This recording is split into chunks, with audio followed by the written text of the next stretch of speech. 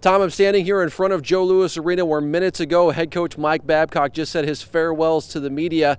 Babcock has been the head coach here in Detroit for the last 10 years, but he'll now turn over a new leaf in Toronto. Babcock wrestled with his emotions for about 30 minutes as he spoke with the media this afternoon, trying to express his gratitude and also why he decided to leave Detroit. I'd just like to start by thanking everyone for coming here today. Obviously the news is out.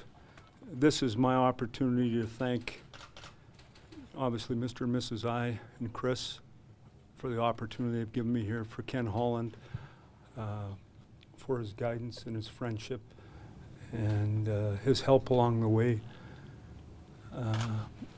to you people, to the media for the great coverage of our great city, to the office people, to the guys who clean the rink, to the guys that I walk past every day in security, to all the people that have helped over the years, to Stevie, to Nick, to Z, to Pav, to Croner, the guys who led the way over 10 years and carried me around on their back, to Mr. Lindsay, to Gordie Howe, to all the players, and we've had a lot of them come and go. Try to get this out this morning.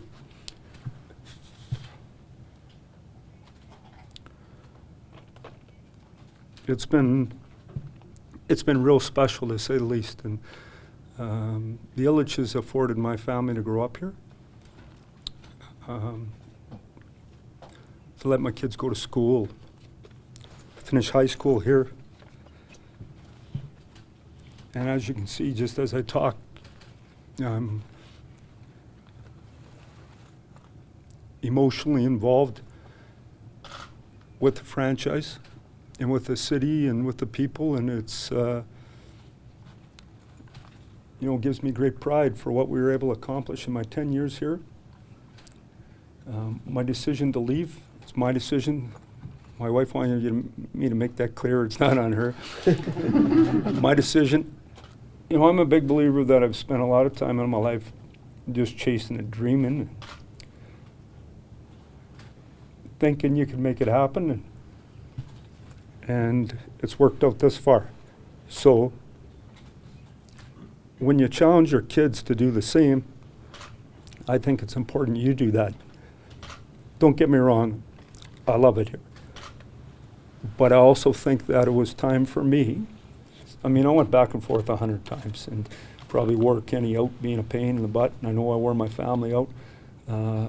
It was gut-wrenching, and yet it's, as much as it's emotional for me right here today, right now, talking to you, I said it yesterday, I was like I was 25. I was jacked up and scared to death. We'll see.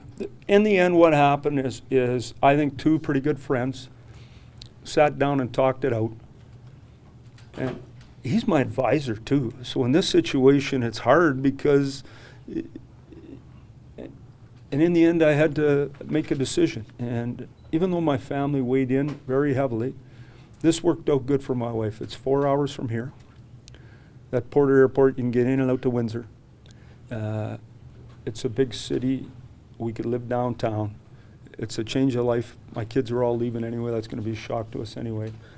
I get to coach the Maple Leafs. So a kid from Saskatoon, Saskatchewan, whose buddy was Gordie Howe's nephew. You knew who the Red Wings were. You got to coach the Red Wings, and now you get to coach the Maple Leafs.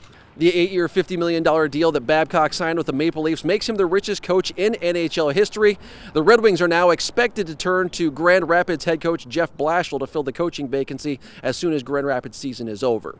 Reporting for Joe Louis Arena, I'm Corey Kopic, NBC 25.